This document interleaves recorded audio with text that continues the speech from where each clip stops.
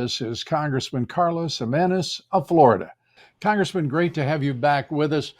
A lot is happening and in Washington, D.C., much of it,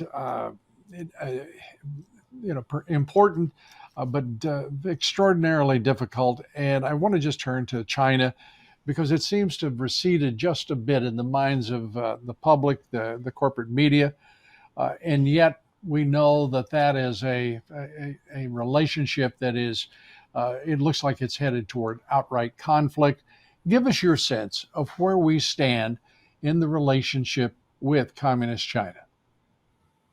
Well, frankly, I think we stand way too close with them. Our relationship is far too intertwined, and I've been calling for us to start to decouple from China, for some time now. Especially after I was named on the Select Committee on the competition between the CCP, between America and the CCP, and what we've learned, the things that we've learned, is that China is not our friend. China is an adversary. China wants to take our place as the dominant economic and military power in the world. And they, along with Russia and North Korea and Iran, are, in my estimation, the new axis of evil. And so, yeah, our relationship is a little bit too cozy, especially economically. And I know it's going to be difficult to disconnect and decouple, but I believe for the future security of the United States, we need to do that. Yeah, it's particularly troubling, I think, to most people who are paying attention to that relationship and are concerned about the decisions being made by this administration in particular, very much so. Uh, it's to think that we are watching Wall Street firms shipping literally trillions of dollars to China, Yeah, while at the yeah, same time acknowledging that every Chinese firm, every major Chinese firm, and particularly an industrial, that is potentially armament and defense, uh, are, they're absolutely held to a high standard of cooperation with the CCP, if not outright managed and owned by them. And to see this just go on as if it's just business as usual in America, to your point, you're exactly right. Talk about cozy. This is crazy yeah. cozy without any Well, seeming look, yeah, thought Lou, about good yeah. for America. The problem is this: is that it's not every major corporation or every corporation that deals in defense. It's every corporation in China. They must cooperate with the PLA, People's Liberation Army. And so it could be, a small tech firm that maybe comes up with something which has military applications. They have to cooperate with the PLA. And so what we're doing is, and I've said it many, many times, we are funding the instruments of our own destruction. China still needs us. We're number one trading partner.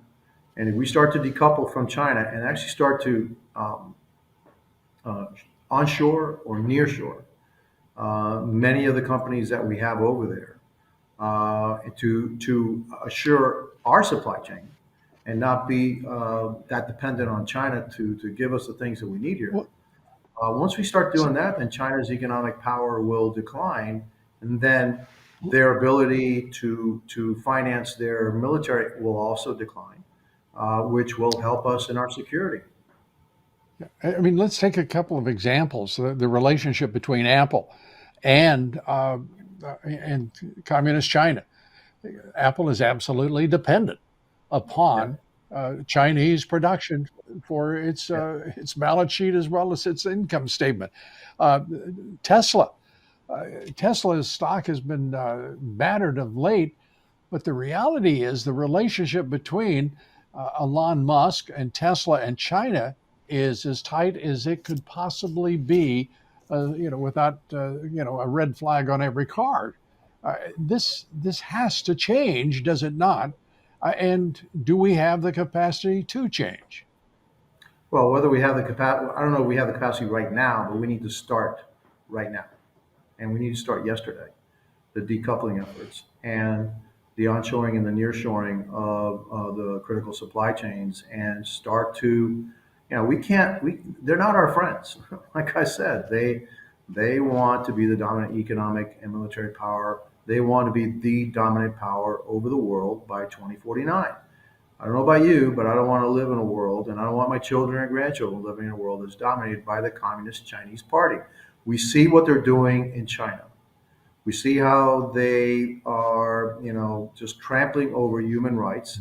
They have been accused of genocide, unspeakable things. And that's exactly what will happen across the world if they become dominant. Because, look, they don't like to be criticized. They like things their own way. We've seen more and more how coercive they are, and their strong arm tactics when they think that you're at a disadvantage.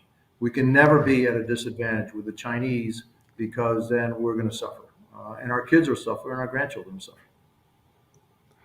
Well, Congressman, we appreciate you being with us. I hope you'll come back soon. This issue will not be in any way diminished. It will not be any less urgent than it is right now. Lou, if We I could, appreciate it, Congressman. next time I come back, when I come back, I would love to talk to you about China's role with fentanyl and the criminal nature of it, and the direct attack that China is inflicting on the United States and our citizens. Tens of thousands, if not hundreds of thousands of people have died because of what China I is doing. will.